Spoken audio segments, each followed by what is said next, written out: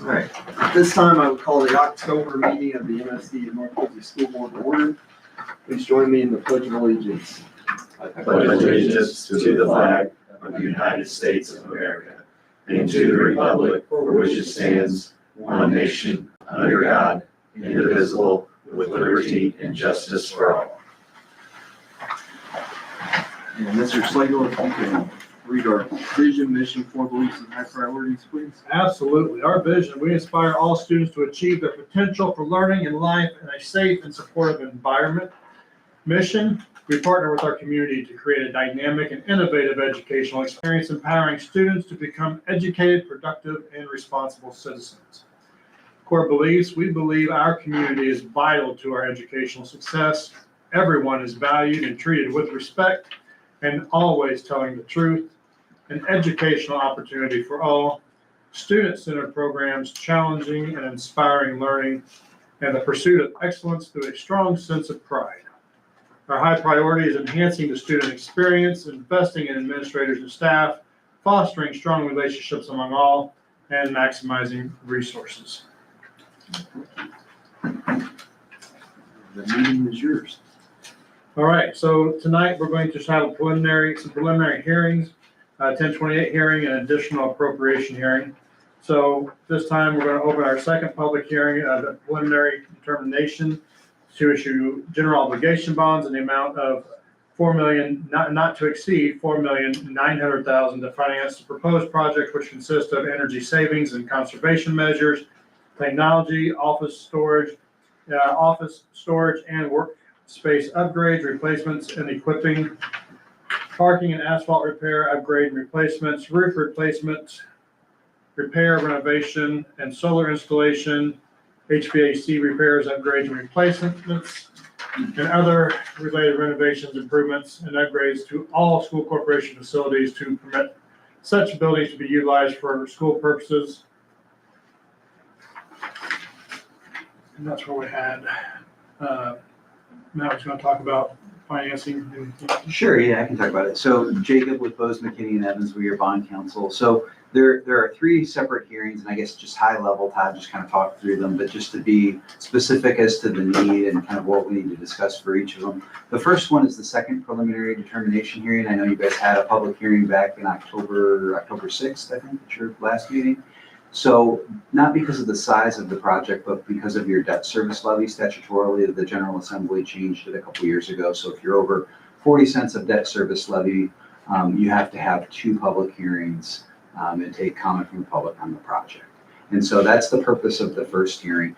The bond resolution, and there's a handout that includes all of the information that we had to make available to the public. Some of it, it's kind of hard to divine the reason for it, but essentially the bond resolution that you guys will consider after all these public hearings includes parameters from Stiefel, and again, it's for that list of projects. Just because something's on that list doesn't mean you have to do it, but it's not to exceed 4.9 million. And I think the idea is, and I think you had the presentation from Stiefel before, it's that you guys will keep the debt service levies level. So no increase in taxes paid due to the project. And after a couple of years, it'll drop down. So everything in that resolution is not to exceed parameters, will be less than that.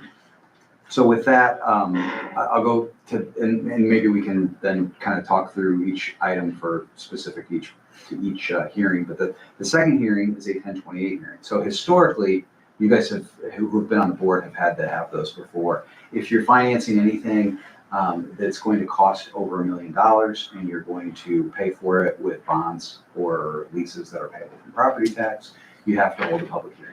There's a ton of overlap between what you do for your preliminary determination hearing versus the 1028 hearing.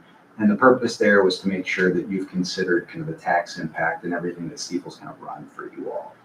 And then the third hearing that Todd mentioned is the appropriation hearing. So the bond proceeds aren't in your budget per se, so you guys have to take public comment on the project and taking the bond proceeds into your budget to spend them. So that's the purpose of that. So for this first hearing, I'll let Todd maybe talk about the educational and facilities needs related to the project, And then, as I mentioned, the idea is to keep your taxes level. And then we'll take comments from the public if that works for you all. And I'm happy to answer any questions along the way. So. Sure. The biggest need with looking at the GEO bond right now is the fact that I think our utilities, everybody can attest to the fact that utilities are going up. So we're looking at ways to reduce our utilities every month. One of the things is replacing HVAC systems, and then we're looking at the solar fields as well. But with that in mind, I think this time we just ask for, are there any questions or comments from the group?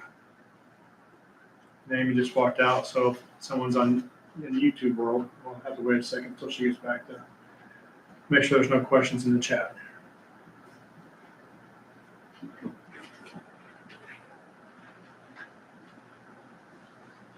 Can you check YouTube to see if there's any questions in the chat?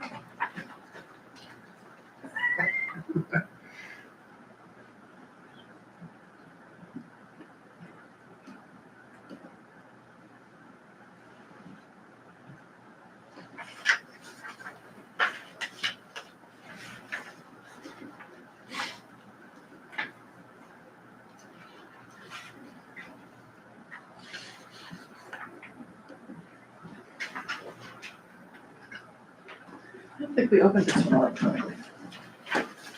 That was the, I don't think this one had to be electronic. Okay. So it's off, so no one's gonna be chatting. I just thought of that when I grabbed the computer. Okay. So with that, no comments, questions? We can close the second. Close that. We'll close the second preliminary determination hearing at 6:37. Open in 10:28. Now we'll open the 10:28 hearing. We already kind of covered the projects that we're looking at. Since this project exceeds $1 million, reiterated the educational facility needs, which we talked about. And again, we kind of did, Jacob already kind of talked about the tax impact, and that it'll be tax neutral, won't be costing anyone any additional dollars. So with that, we can open up this hearing for questions or comments.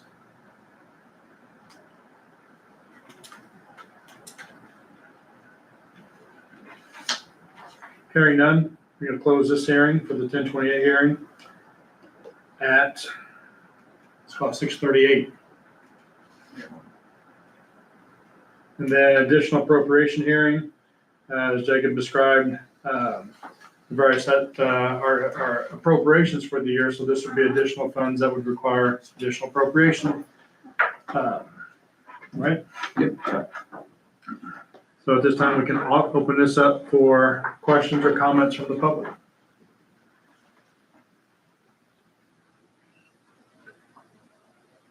Hearing none, we can close that hearing at 6:39. Please. So there are two resolutions to consider that relate to this. The first one is a resolution. It compiles the preliminary determination, the 1028 project approval, and a bond resolution. And again, it includes the not to exceed parameters provided by Stiefel.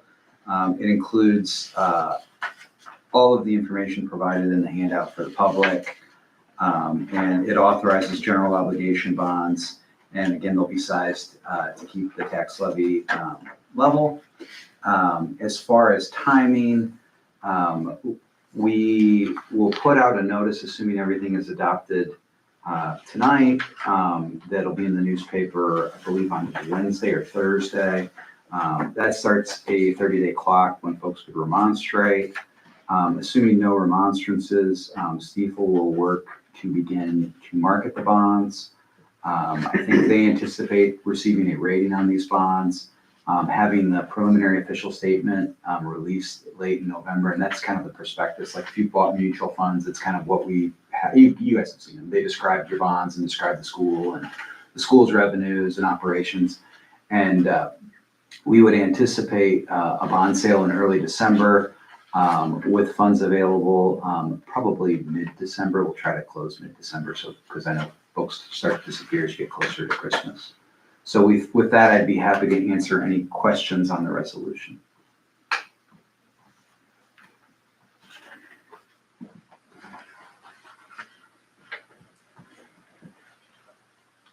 Is there a motion for the resolution? I'll make a motion that we approve the resolution. Second. Second. Two resolutions.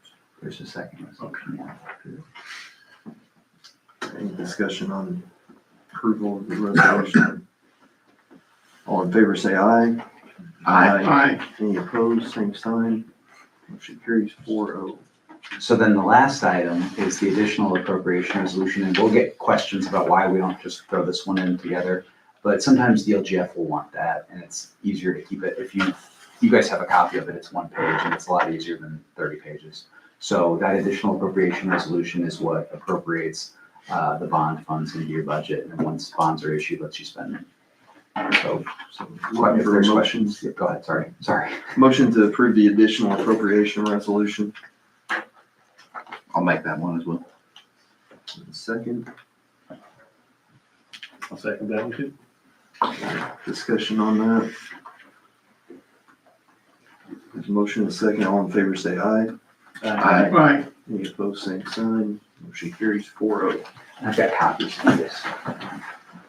And then I'll get out of your head. Thank you, guys. There's 2 of each, so I'll do one.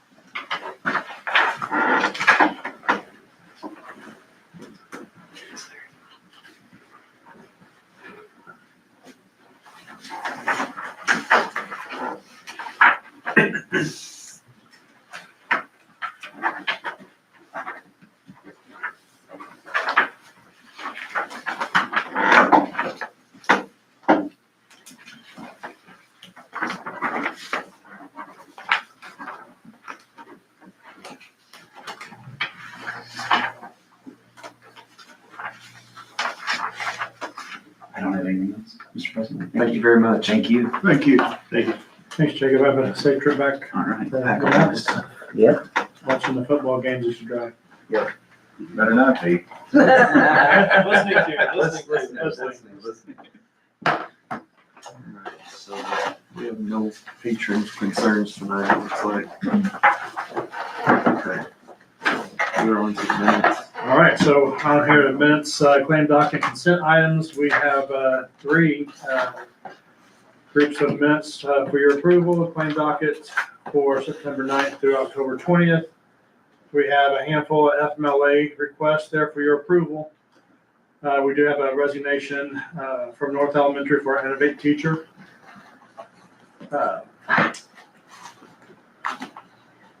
We do have 5 overnight trips. We have to make sure that there are appropriate guardians, chaperones for the trips that need male and female chaperones. We do have a request to recycle some technology that we no longer is operational. And then on the last one there, this is unique. Our clinic sits on a piece of land. And I guess when I put a sidewalk in on the north end of it, it approached the neighbor's property there. Mr. Scheller is willing to give us that land for free. We just had to take care of the paperwork to make it ours. And so with that, Mr. Scheller is gifting us that land. Looking for a motion to approve the consent items as presented. I'll make that motion. Second, I'll second any discussion on the consent items. it. Just thanks to Mr. Scheller for the donation to remediate that issue. Very nice. All right, I have a motion and a second. All in favor, say aye. Aye. Any opposed? Motion carries 4-0.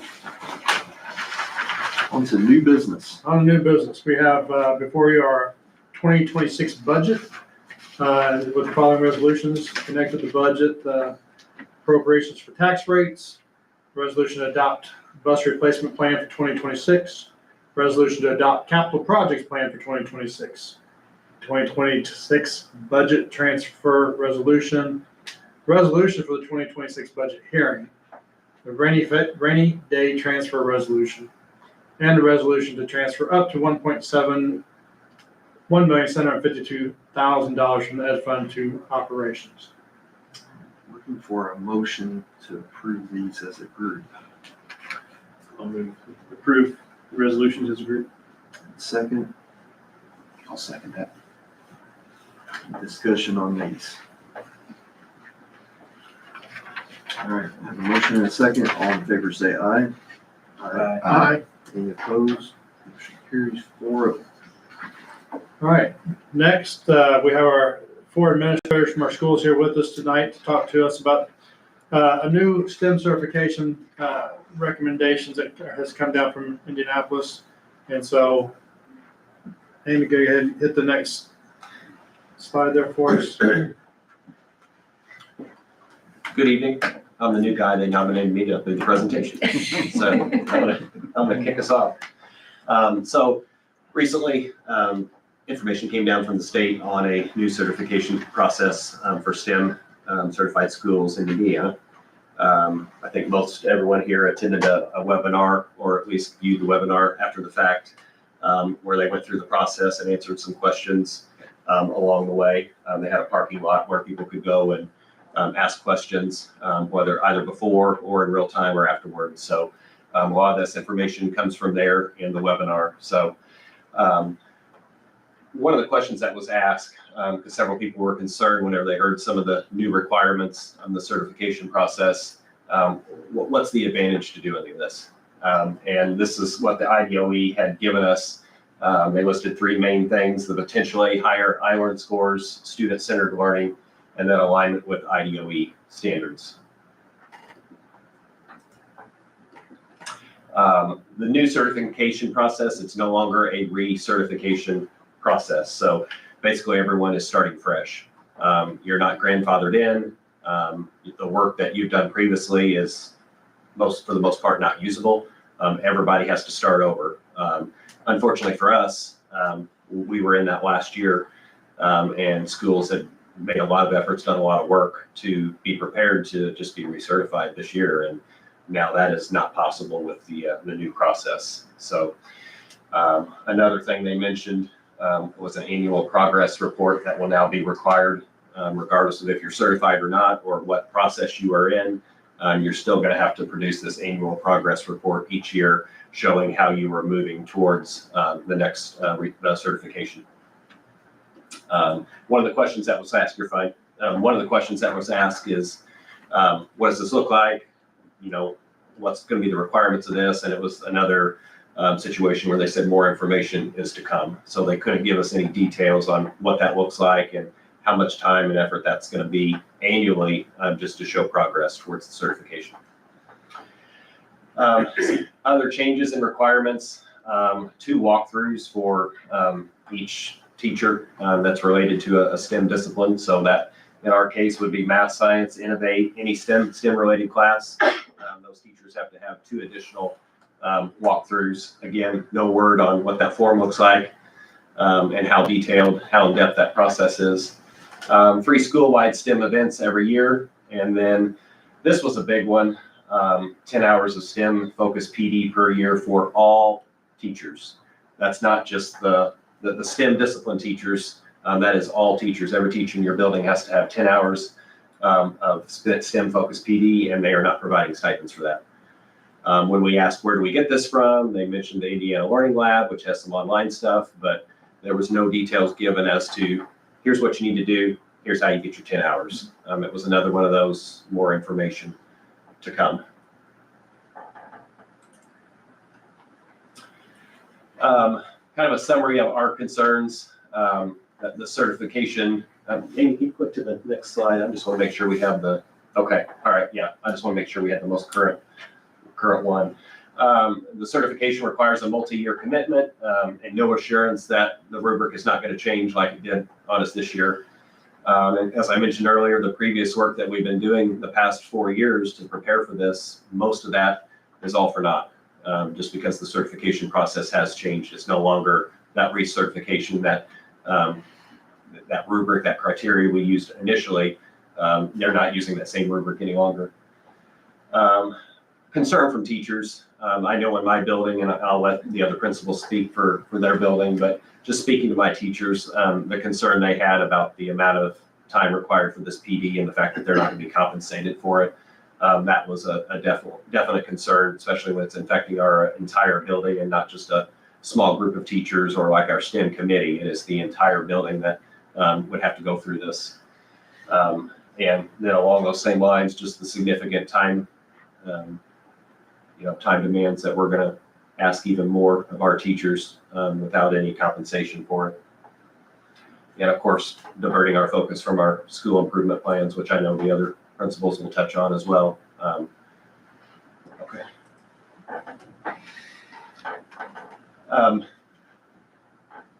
Basically, what the IDOA said about the proposed benefits, we are already doing. That is already a focus of ours, regardless of if we're certified, recertified. That focus isn't going to change. The high student achievement, obviously our iLearn scores are outstanding. Student-centered learning, project-based instruction, our STEM initiatives, none of that is going to change. That is still a focus of ours and will continue to be. And then the alignment with standards. Everything we do revolves around Indiana standards and making sure our kids are prepared for college or career. So none of that is going to change on our end.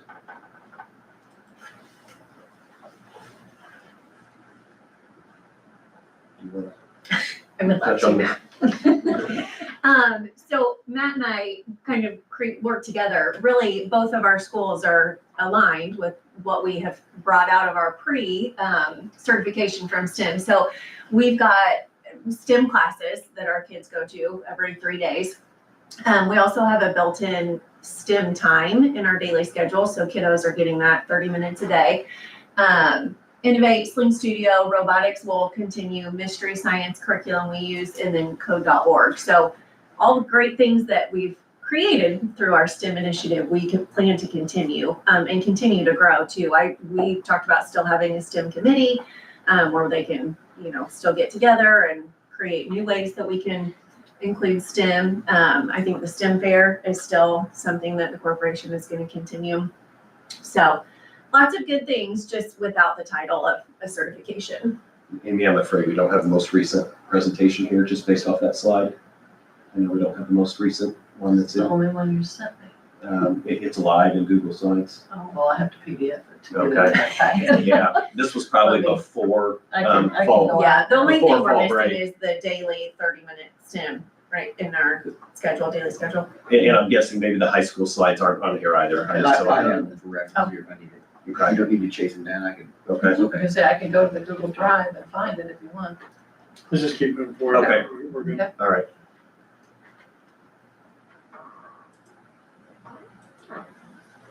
Well, a little bit about the junior high side, I guess. I really feel like for the last 5 years, we've divided up our staff into committees like the other schools. And I really feel like we've done it with fidelity. Greg, you were a part of some of our STEM challenges. Each 9 weeks, we have a STEM challenge. A lot of time went into creating the lesson plan. So for our recertification, there was a lot of things. And it really was a true letdown to most of the staff, especially the committee, when they said, okay, that's no more. We're doing something totally different. Not only is it different, not only is everything you did not going to be relevant for the most part, but we're going to be adding a lot more to it as we were talking about. And with that, it is a huge letdown. And then we started diving into it. Well, what are they really asking? Well, what are we doing now? And if we don't get certified, what will we continue to do? And for the most part, I am glad we went through the STEM process because it did make us a better school. I do want to say that. But what we would gain just to get this certification, I just feel like it's jumping through hoops where we're spending time on getting that certification when we should be doing more things involved with students, getting them ready for iLearn, getting them ready, just to grow as a student and getting them ready for high school through pathways. Time is going to be taken away from this in order to get that certification. And that's what I really don't want to see. Things that we'll still be doing, the STEM challenges that we've done in the past. Through this process, we've created a lot of electives that tie in a lot with the pathways as far as ag, construction, energy and environment, we the people, project lead the way classes, 3 different modules, the medical detective, green energy, flight and space. Still have the Sling Studio up and running. And that's, again, tied with Channel 14. They go on field trips and so it really is helpful. And as far as the STEM, still doing the robotics, we'll continue to do the STEM surveys to see where we're at, what we can improve on with the students and with the staff. Cross-curricular collaboration, English and math work together. The science and math have collaborative projects together. And then the community partners that we have, we're not gonna let that go. And I'm thinking of we used to be the Rock Garden, now it's the Posy Patch, whatever we want to call it this year. But we do have outside partners coming in, working. What are the domestic plants that should grow in the Posy Patch now? So we're still doing a lot of those things, and we don't want to let that go because that is a plus.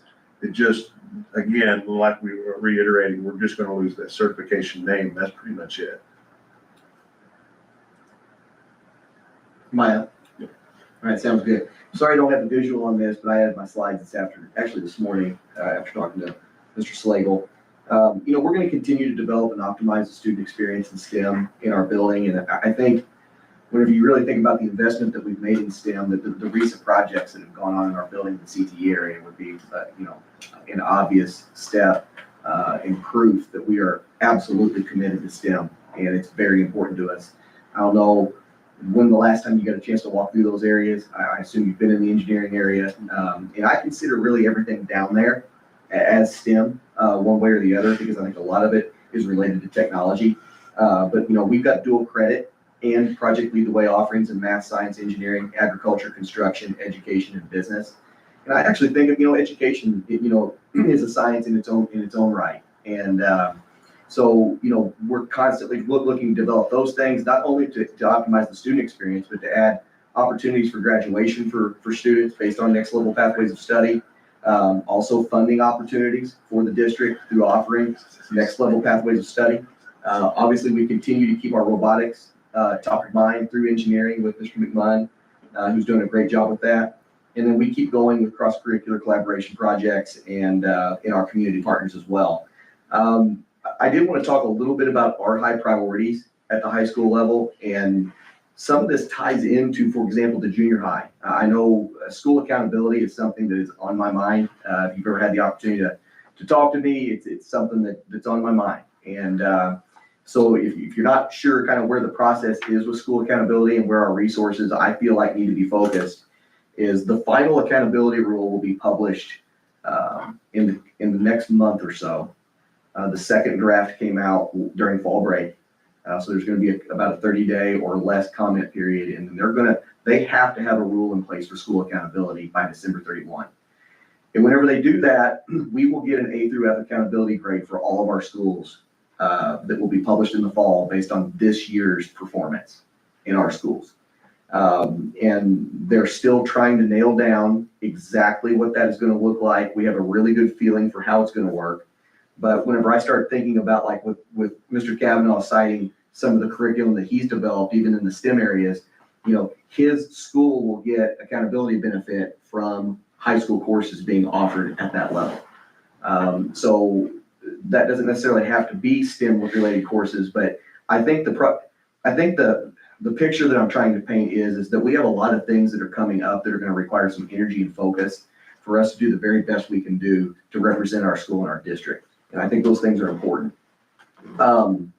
As I just transitioning down as we continue to develop CTE programming, I think we have the next level pathways of study. So for example, in the areas that you all have invested in, which would be agriculture, manufacturing, engineering, and construction primarily, we want to make sure that we're making the most of those opportunities for students. We've obviously made the investment. We want to make sure we're delivering on that investment. So I do think that's another area that we really need to focus. From a high school specific standpoint, just being absolutely honest, we want to continue to develop work-based learning. opportunities for students to go out and earn high school credit for working outside.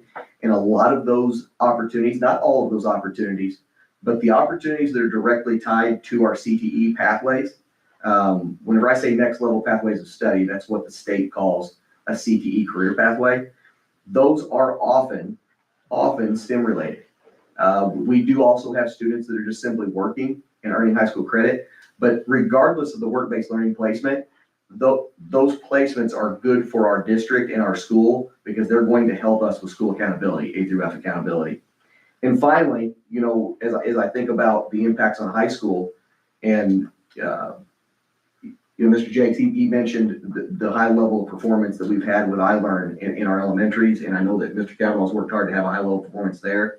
For us, it boils down to SAT, PSAT, and biology ECA, which is biology iLearn, after students take biology the year they take it. And in our particular case, that's after the freshman year. I'm just, you know, I've got some concerns that we're going to have energy that we're going to have to pour into those areas to optimize where we are. And I kind of keep track of what our performance looks like generally and how we look like against the region. And we're respectable, but I think that there's some more opportunity there. And I would like to make sure that we have our opportunity and our energy and our capacity to focus on that higher leverage work. If I could just add one thing to the elementaries and the junior high, and I don't want to misspeak on the amount, but we've received a substantial grant from both VU and Purdue. Junior, I'm not sure what the elementaries, I know the junior high is getting 3 more 3D printers that print much faster than the ones we currently have.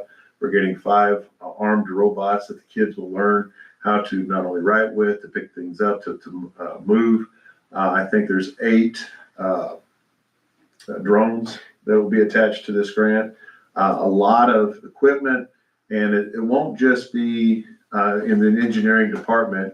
I know at least 3 other teachers, and I'm wanting most of my staff to get comfortable with our makerspace room, where it's not just an extension of Mr. Welch's class. It's going to be a true makerspace where other subject areas are going to be going in there, working with these things. So as far as us giving up on STEM, we're far from that. So they were asked to come here tonight just to present this to you with the changes from DOE on the STEM certification part. So I think the case that they're making is, I think we're still doing probably more and above and beyond what a lot of folks are doing. We're just not going to be applying for that. It's not a recertification, the new certification this year. I think the process is, I think Sean, when I was talking to Sean with it, it's just going to be something that would, even if we decided to do it, take a lot longer process as opposed to just try to cram it all in a couple months and put a lid on it and send it off. You know, I can make a few more comments just on the process initially. I also want to say, and I think what somebody over there had mentioned it, I think it's always good for us to compare our practice to a high standard, right? And I feel like the STEM certification process is unquestionably a high standard. I do feel like when we went through it the first time, that there were some interesting timing considerations. Well, obviously we had a pandemic. I don't want to go back and reference the pandemic anymore, but that was going on. And on the heels of that, we were certified that first time on a virtual site visit rather than an in-person site visit in 2020. And I commend the district for challenging all of us to go get that certification. But I felt like at that time, you know, from the position I was in at the time, it was a little bit rushed. I felt like we may have been, you know, maybe shoehorning some things in there. I think we did it with fidelity, but it was one of those things that, you know, did we have to reach in some areas to get where we wanted to be? And the reaching was beneficial because we've been able to benefit from the work that we put in to do this. I just don't know what the timing of what the other things that we have going on. And, you know, we clearly have executed some things in the STEM area that have been good for students, that this is the right timing for us. That's where I think my position would be. And I would also add, I feel like it's a shift from the state. Initially, this was an inclusion type field that everyone is going to be eventually STEM certified across the state. At this point, the way they're setting it up now, it's almost an exclusion. We want a very few, very hard to jump through these hoops to get this certification. So, I mean, with a lot of work, we might be able to do that, or at least be somewhere along those lines. But at the same time, the energy and effort, as we're all saying, we really want to be putting that effort into other areas. So there's no action for you all tonight, it's more like an FYI. Can I ask questions if we, okay. What happens if 2 years from now, all of a sudden, the STEM certification becomes more preferable, or, that we want to get in? Can we still go ahead and get into it then? We just might be a little bit behind. I think we're more prepared, more organized, offering STEM and the curriculum and stuff right now than the state is with what they're doing, because I don't think they have any idea, at least what I've seen, and I'm not the most intelligent person when it talks about technology, but I'm just really proud of what our school has done. We're still gonna have STEM then, we're still gonna use that term? Oh, absolutely. Yeah. Absolutely. Yeah, okay. I put on this slide STEM focused, Yeah, just because we're, that's why I read it and everything, but yes. again, I don't always understand what I read, so. Yeah, I don't see us changing anything we're doing or anything we will do in the future. It's I think it's a no-brainer. My question, and you all might not have an answer to this, would be for our students that are wanting to go into a STEM-related program that's highly competitive at college level, is there any detriment to them graduating from a school that's not STEM certified? Like, let's say I want to go to Purdue for engineering. It's highly competitive to get into. Is that even looked at? And obviously, you don't know what Purdue does for admissions or individual schools, but that would be a concern I would have. I completely agree. I don't want us wasting a bunch of time. Certainly, if the goalpost is going to continually be moved around, that's kind of crazy. But if we don't seek that certification, could it hurt some of our students that are trying to get into competitive programs at the college level? Because we're doing everything that is going to prepare them for that, but a university might just say STEM certified, not STEM certified, and not dig any deeper than that. Well, Sean, you probably answer this better than me, but I feel like it'd be the classes that they're going to be looking at that are actually taking hope out so. certification. Yeah, I would hope so. And the fact that we do Project Lead the Way, which is from Purdue, Yeah. they would have Specific to that. engineering and environmental science. Right. And I threw that one out just because we were at a college visit at Purdue Right. over the Mhm. fall break, but that's just And an example of, every seventh grader is exposed to Project Lead the Way because that's the class that they're taking. I think your question's a good one, and I'm kind of like Mr. Kavanaugh. I don't believe it would. I think this is going to come through their performance, their transcript, that they've been involved in, and the grades they were able to attain. I don't think anywhere on the application, again, there's going to be a spot for that, that would be part of the decision-making process on behalf of admissions. But I would actually need to follow up and look into that, because I can't answer that with certainty, but I feel really confident that that would not have an impact on individual students. It's the only other question along similar lines is, we kind of talked about it though, is in the future, if they put some financial gain, they put A through F accountability, bonus points or whatever to this STEM certification, then at that point we would pursue it. I would say is it like a year to year, like you're on a yearly timeline?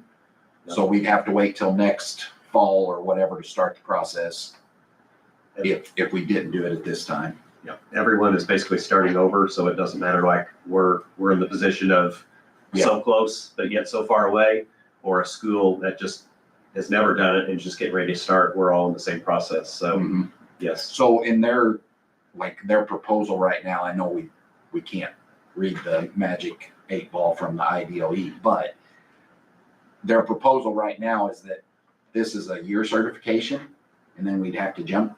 If we did it, we'd have to jump through those hoops again next year.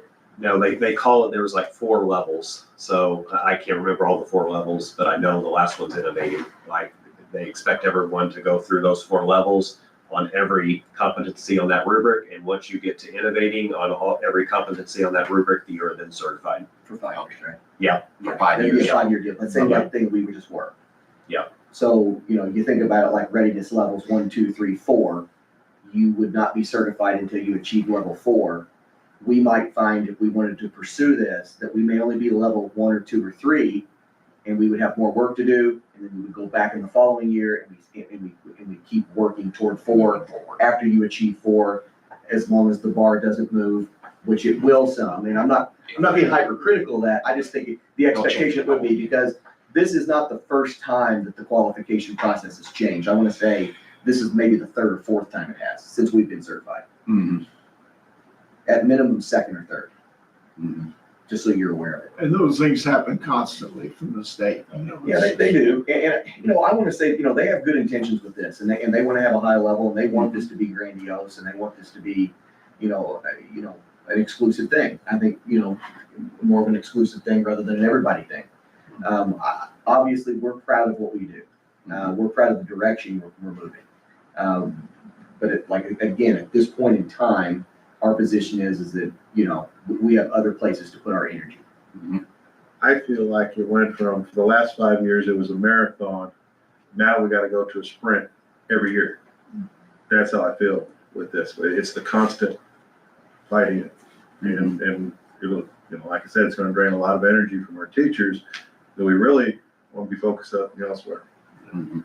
The energy focused on teaching. Correct.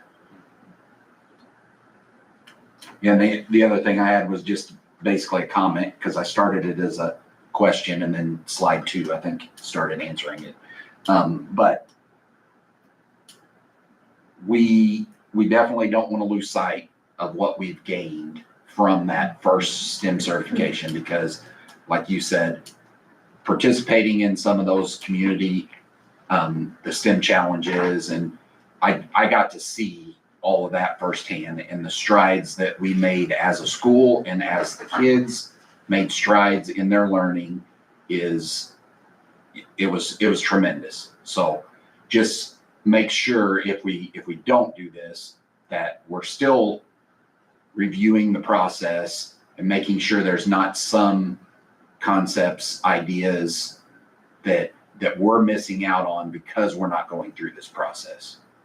We just don't want to stay status Right. quo and be able to advance, yes. Because we made huge strides from, especially my eyes were opened up when it was Mrs. Lashley and somebody else came in, and they were talking about the collaborative learning part of it, where we had 3-4 different subjects working on the same project.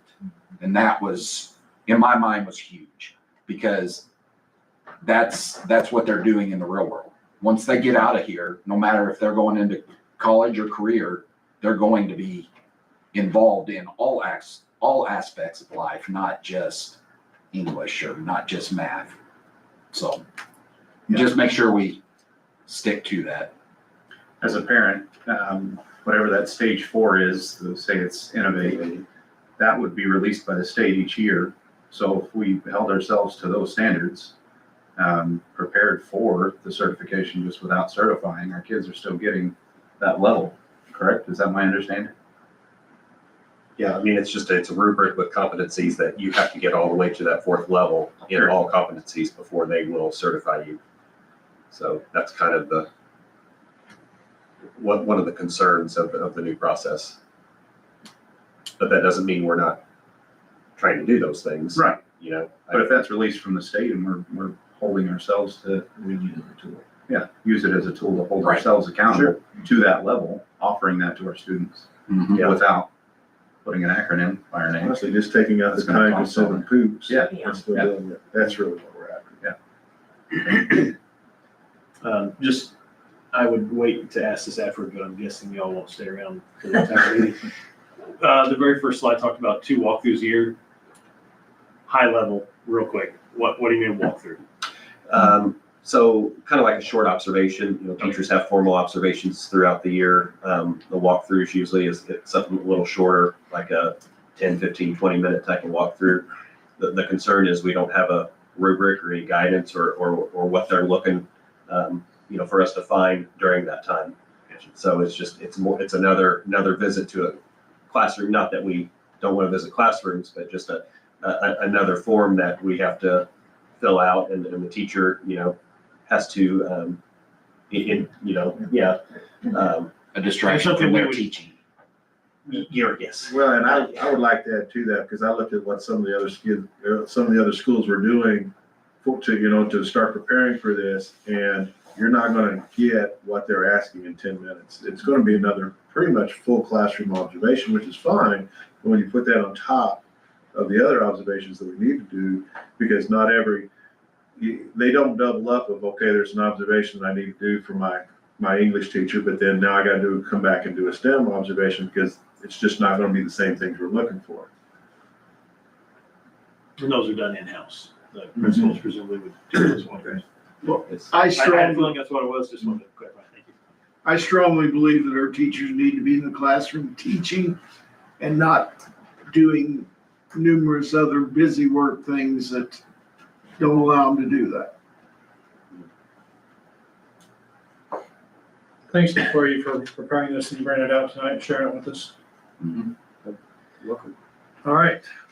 Next we have on our agenda is for Officer Carter to discuss our threat assessment process. What would you like to know? I'm an open book when it comes to Thank you. Thanks, Steve. Thanks. School threat assessment, something very sincere to me. We started our CSTAG, which is Comprehensive School Threat Assessment Guidelines, that was developed by Dr. Dewey Cornell from Virginia Tech. He started this after the Virginia Tech shooting. What he saw was that when we have these match casualty incidents, we have a lot of information, but not a lot of information sharing. And we only learn that after the fact. And so he is a criminal psychologist with focuses in juvenile behaviors, who developed this system that gives us more of a guidance tree where we handle things in a consistent investigatory manner, where we don't take anything lightly, but we also don't overreact on anything. The information is then taken to a school threat assessment team that we have at each building that's comprised of myself, obviously the school administrator, the assistant principal at the high school, our guidance counselors, our social work counselors, as well as any law enforcement that may have had any interactions with the child outside of the school. So it puts everybody at the same table, because I may have had one interaction and that was kind of alarming, but it's the only interaction that I've ever had. And the social worker may have had one statement that was made and it was alarming, but it's the only statement that was ever made. And so what this does is puts everybody at the table to discuss this individual child, not for the purpose of condemning the child, not for the purpose of demonizing the child, but for the purpose of identifying issues as early as possible. So when you look at our threat assessments, we overuse threat assessment. And I really love that. The relationship that I have with the building administrators, I think they kind of went into it a little begrudgingly at first, but have fully embraced it. We have a lot more threat assessments at the elementary level than we do at the junior high, and we have even less at the high school, which is exactly what we want to see. That's because student behaviors are at their most challenging when they're youngest, right? And as they're learning lessons, they get fewer and fewer in the junior high, and then we see most of that behavior thankfully weed itself out, because some of it's just young behavior. Some of it, though, might be something alarming that we do need to look into. And so what the threat assessment protocol does is it gives us an opportunity to identify issues as young and as early as possible and surround them with resources, time, and investment, so that that little one, whatever that behavior is taking place, usually we start to see that spark around 2nd or 3rd grade, right? A lot of it could be from outside sources. Some of it, especially right now, one of the #1 teen games is Fortnite. And so what is your point of Fortnite? Is to run around and kill 100 other beings with whatever weapons that you can grab your hands on. And our kids are playing this game by the tens of millions around the world. And so you go to any school playground, you're going to hear the words, "I'm going to kill you," right? Rather alarming, but we need to look at that with context. And so thankfully, that's what this school threat assessment guidelines does for us. This is a full investigatory process. So we identify the threat, whatever that threat may be. We go through the investigation with the alleged, and I'm going to use these criminal terms not to scare anybody, but it's what it is. You have a perpetrator and you have a victim, and then you have witnesses. And so we go through a thorough process of investigating all of those that are involved. And then based on that information, which usually is given with, I think, a suspension usually of some type to where we can assess that information. Sometimes it's short, sometimes it's long, but it gives us long enough time break to where everybody can sit down at that table that needs to and discuss that individual instance. When I brought this to you guys as a school board, one of the first things that I said I was going to do with this was flip the top of the page. I don't care about names. I care about the behavior, and I care that we're handling it consistently, because I have 3 children in the school system, and they're going to do things that they're probably going to regret later on in life, and I want them handled the exact same way as anybody that's been here since the founding of this county, right? Because I think that that's the right way to do things. And so that's exactly what we do. We flip the top, we look at the behavior. We have, thankfully, to you guys' approval, and the school board has been very safety forward since I've been involved, and I thank you for that. We have the Raptor system that we pay good money for that logs all of these threat assessments outside of the educational record of the child.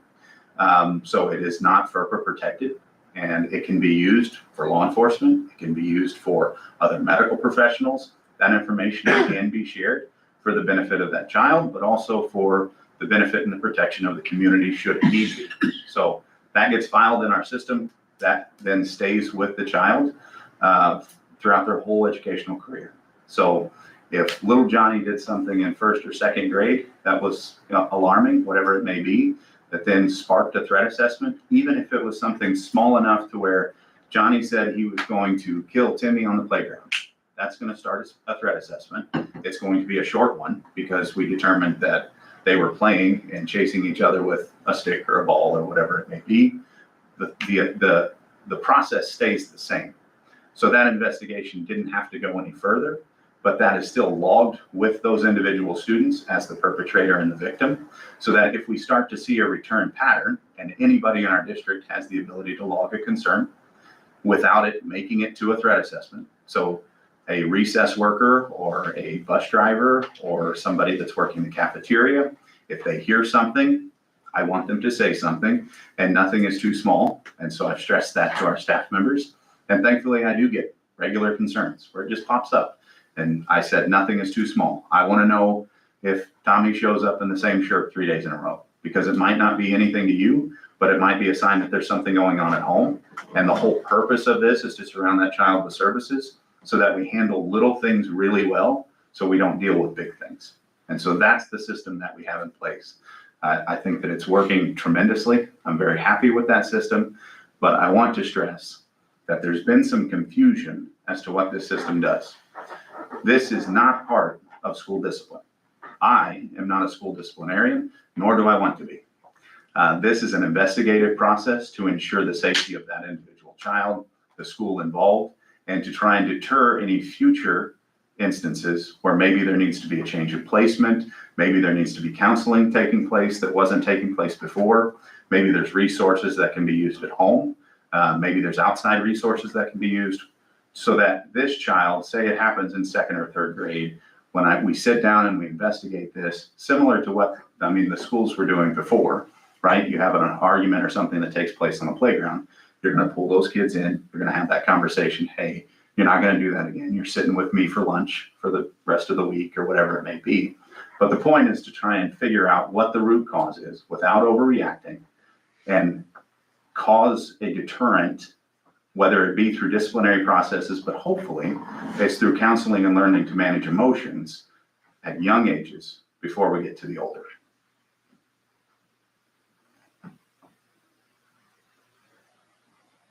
What questions do we have? I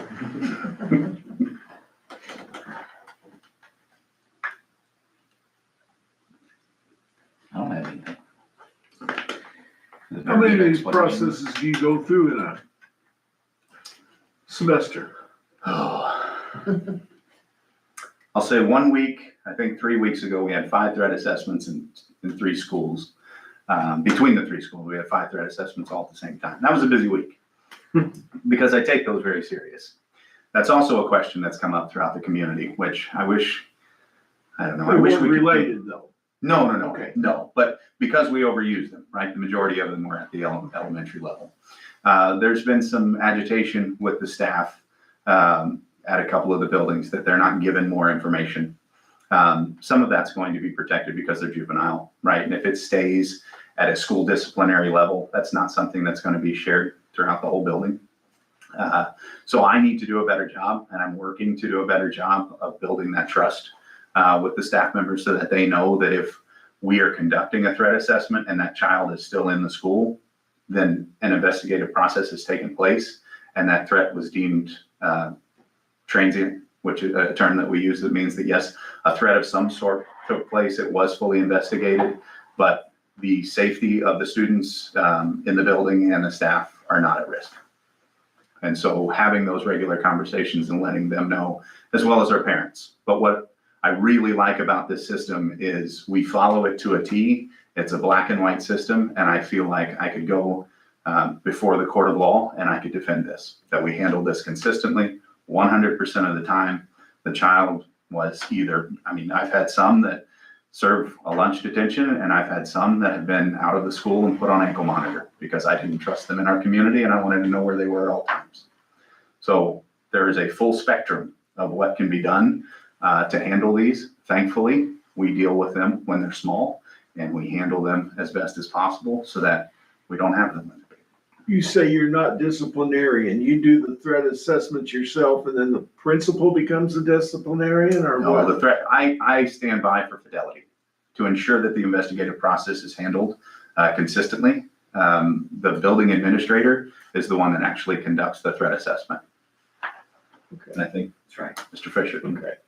And then the building principal is the one that decides the discipline or whatever. Correct. Yeah, I think the easiest way to look at that is absent the process, absent this system, CSTAG, then you would be making, and we make a lot of decisions with discipline on just judgment calls, handbook guidelines, those types of things that help guide our discipline ladders, where we have kind of some guidance to make sure we're reasonably consistent with the discipline that we administer to students whenever they make mistakes, which we expect them to do. When you start talking about school threats to school, threats to other students in the building, significant things like that, I feel like from the standpoint of a school disciplinarian, I felt like that our normal guidelines were insufficient to allow us to get to the right answers. And what the threat assessment process has done is it not only has it done all the things that Officer Carter has described and allowed us to log those and keep those, but it's also done a tremendous job informing the school discipline decision. Like, we don't have anything like this in any other part of our disciplinary process that helps us arrive at school discipline decisions like this process. So they're disconnected, but it's almost like just having an encyclopedia of the issue versus something hearsay of the situation. So for us, it's just been really good to have that process. I will say it doesn't always yield, people being real happy with decisions. I think, because these are very significant things for students and families. But again, what this does is it, like he talks about flipping the top page, it allows us to go through the process, get the information, and try to make the best decision we can make for our schools and our other kids. So, go ahead. Well, I mean, I was in a situation as an assistant principal prior to having CSTAG.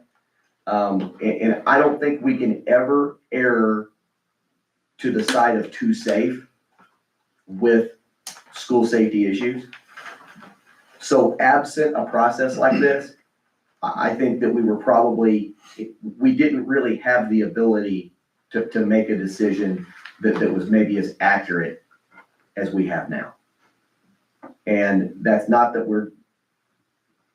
and you can kind of draw your, so have we gotten, so you can say, have we gotten, we take it very seriously.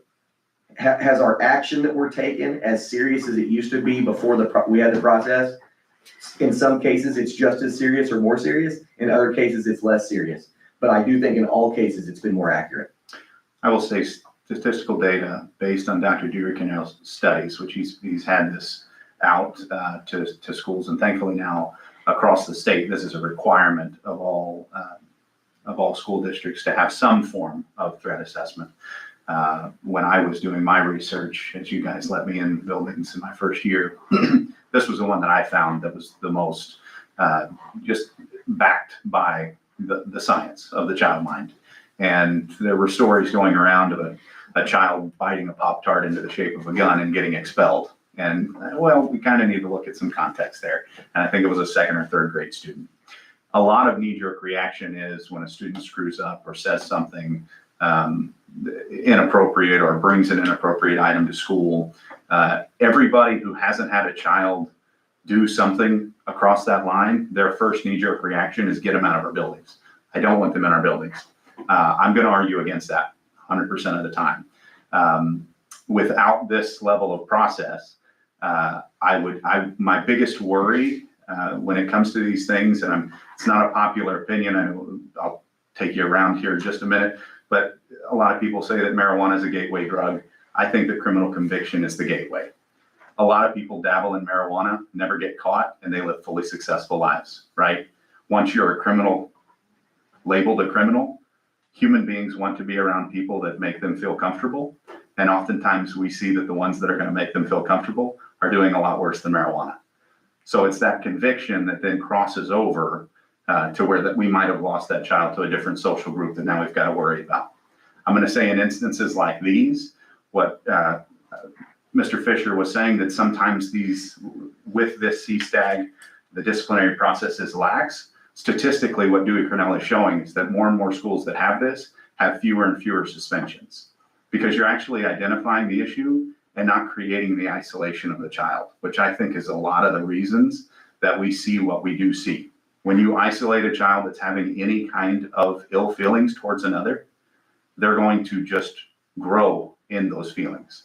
If we can identify that lack of emotional control early, I think we have a lot greater success of flooding them with resources at young ages and helping them work through those big emotions before they become something worse. So in keeping them in the buildings and having this standardized process that we can identify, okay, yes, and the disciplinary schedule is going to be down here. We might have a bunch of parents, a handful of parents that are in an uproar that something more wasn't done, but we need to do better at building that trust and understanding that if this process works correctly, you're going to have less and less of those out of schools, because you're going to have more reform that's taking place at younger ages. The Raptor system you talk about, anyone in the district can, well, not anyone, any staff can log concerns. Correct. Who is able to see concerns that are logged?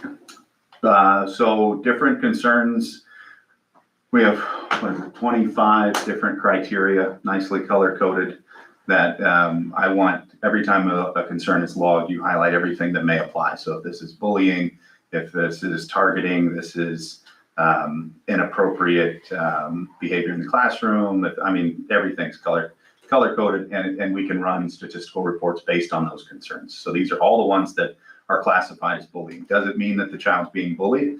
No, it means that it could potentially be that. And so that concern then goes to the social worker, to the building administrator, and I see all concerns within the district. Oftentimes I open it, I read it, and I click that it's been read, and it gets filed away. We have the option that every time that a concern gets brought to any of us through that email, we can click a sidebar and escalate it to an assessment, right? And then that's me going straight to that building and saying, hey, something needs to be done. Let's huddle together real quick. Most of the time, the students are already in the office because of it, and then we go through our investigative process from there. If, and thankfully we haven't had one go this far, but this is roughly I'd say a 30-page document if every component of this CSTAG had to be completed. And there's a whole mental health aspect that then would involve outside counsel. So we thankfully handle things very well at the small level. So is all staff aware of the ability to use this, and do you feel like they use it appropriately? And I feel like I need to have a refresher at the higher education.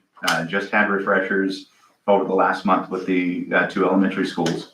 I would like to see it utilized more. What we have is, I wish we had bleed over from Harmony, because the Harmony guidance notes are basically what I want to see in Raptor.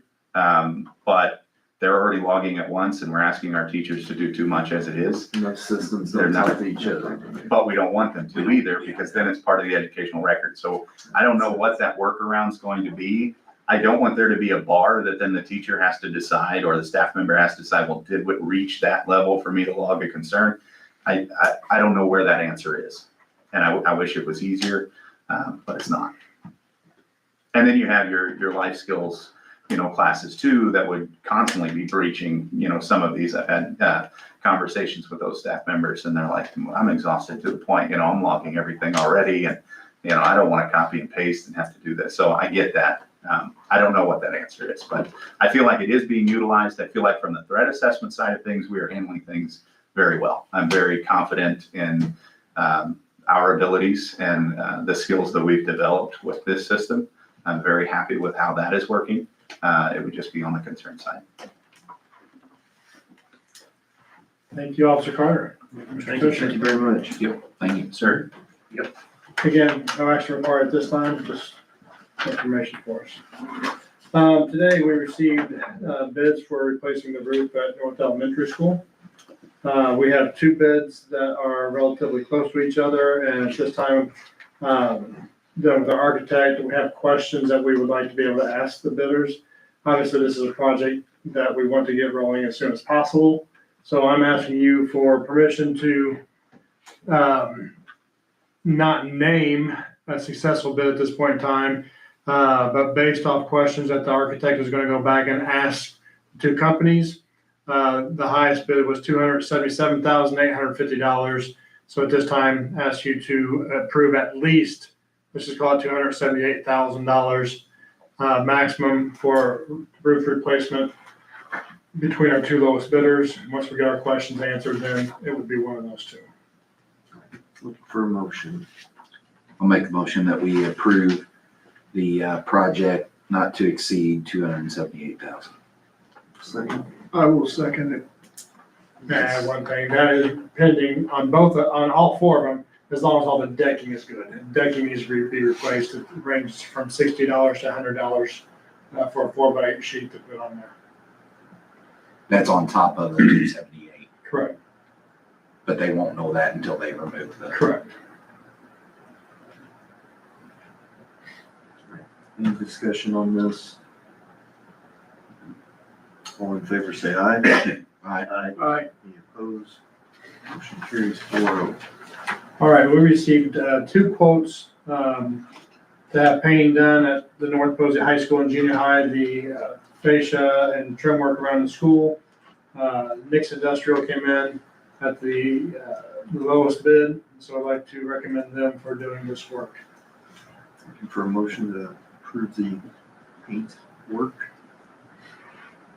I'll make the motion to approve the paint work. Second. And that would be paid out of the 2024 bond. I'll second it. Any discussion on this? All in favor, say aye. Aye. Any opposed? Motion carries 4-0. All right, next, we have a collective bargaining agreement between the Board of Education of the NEA North Posey, between the Board of Education and NEA of North Posey, effective July 1st, 2025 through June 30th, 2027. All requirements under Indiana code, including the posting of the tentative agreement, the public ratification of the contract, including the tentative agreement hearing, the public meeting, has been satisfied, allowing the board to proceed with ratification of the contract. NEA North Posey ratified The agreement with 62 votes in favor, 0 votes opposed, and 15 absentee. All right. Looking for a motion to ratify the collective bargaining agreement. I'll make that motion that we approve the collective bargaining agreement. Second. I'll second. Discussion on this.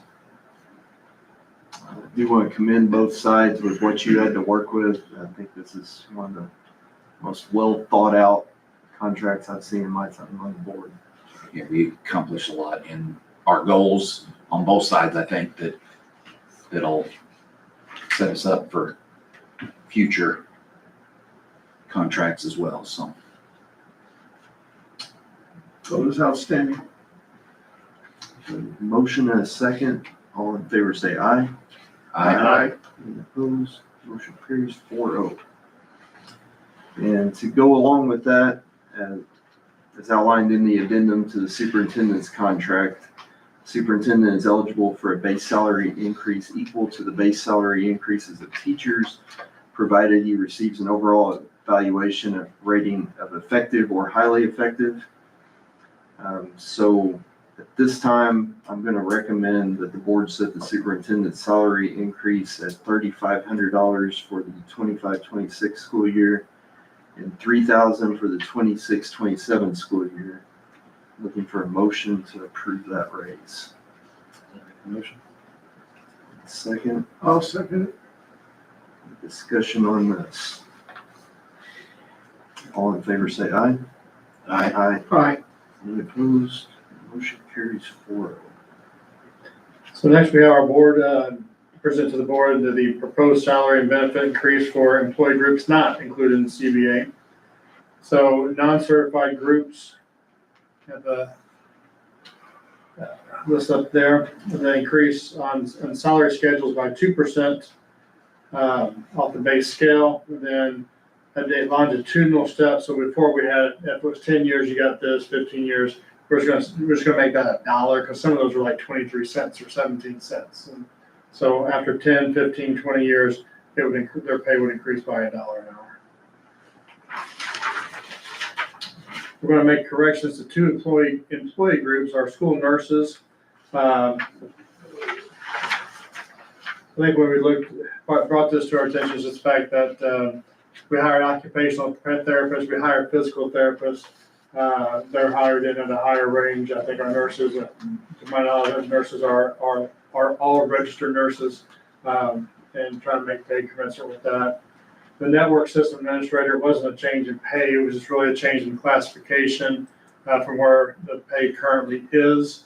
I believe it would make that pay a fifth year pay. So that position would be maxing out there, but it was just the way it lined up on the salary schedule.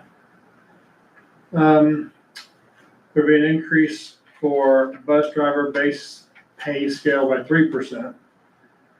For our bus drivers, we're going to add emergency. We do this already, but we didn't have language for it.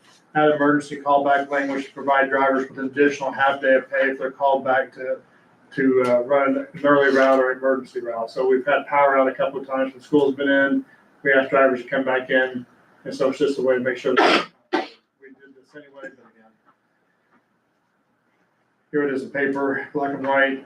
For the 26-27 school year, we're going to provide a $500 stipend to any employee who does not receive an increase to base pay, which usually just means that they're in that 10-15 year range.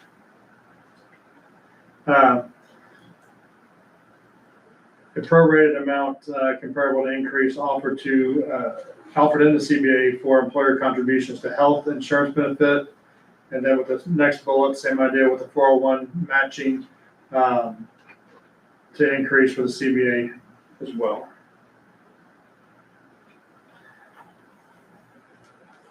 For the administrators,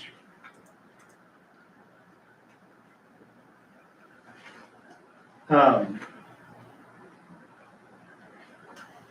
we're doing on that is, it was done, but that make the cut. Try and get the elementary pay to be consistent in the district. And then the other administrators, there's a glare on it. That their pay raise would be comparable to what teachers received. We are looking for an addition. With the athletic director, that still makes that position pay the lowest in our comparative school districts that we looked at. And then if you see the one elementary, that would, the $42.50 for both years would bring both elementary principals to the same pay. Currently, as you can see there, that was just right above the top of the teacher pay where that administrator is. So I'm looking for a motion to approve these salary and benefit increases as presented. I'll make the motion. Second, Just a second. discussion on these. A motion and a second, all in favor say aye. Aye. Any opposed? Motion carries 4-0. Next, we have some revised administrative guidelines for non-certified staff. Our previous version included two separate guidelines, one addressing employee welfare and another addressing retirement benefits. The revised document consolidates these into a single guideline. It includes minor updates to better align with teachers' contract. Things that we're looking at, we have matching language. Jury duty was one that would match with the teacher contract. Leave days, date of retirement on our contract now, we're asking, negotiated that the new date of notification would be March 1st, not April 15th. And so, and they also brought up that we'll do August 1st for folks retiring mid-year. The March 1st, those lines just really help us with staffing. Once you get to April 15th, staffing is far down the road.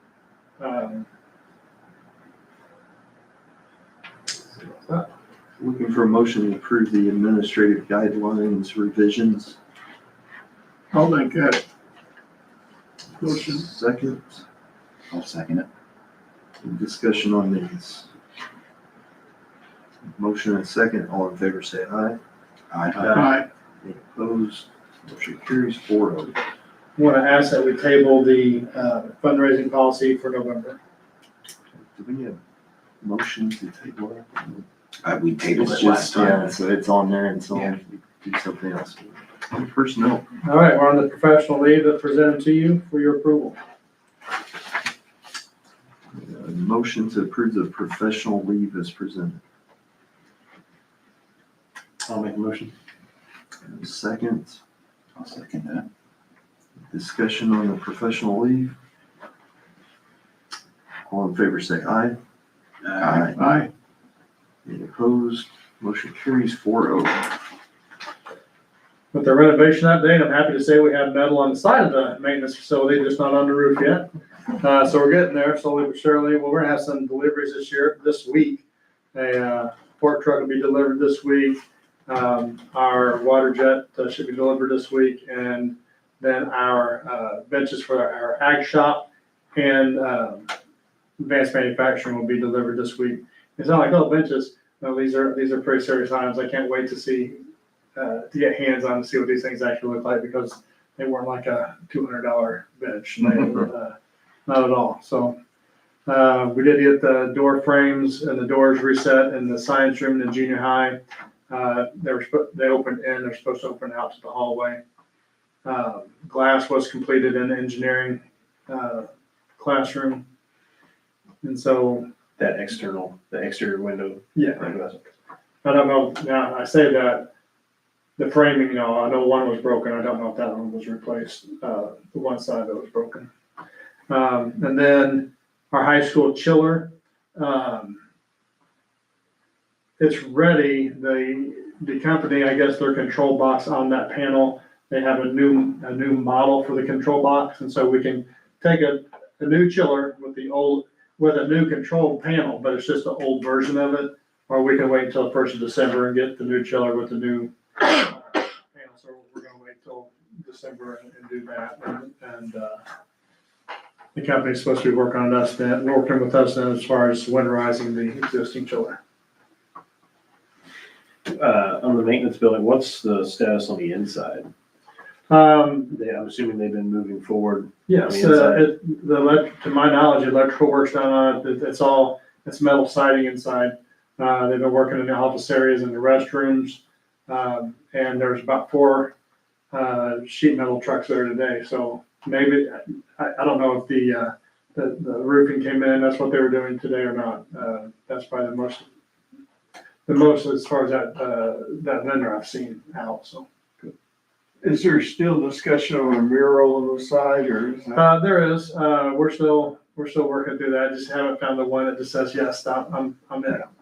Yeah, we just wanna make sure we get something that's gonna be there. Last we're looking at is actually a Viking head that's kind of backlit. So we'll see what they come in with pictures and all, but getting that and then run it past the high school, get their input on it as well. We're not selling naming rights to the maintenance building. Not yet. And the, Do you know any construction companies that want to do that? What would it cost? Thank you for that. Mhm. So our next regular board meeting will be Monday, November 10th. Looking for a motion to adjourn. I'll make a motion, we adjourn. in honor of Lindsay. There you go. And a second, I'll second. we are adjourned.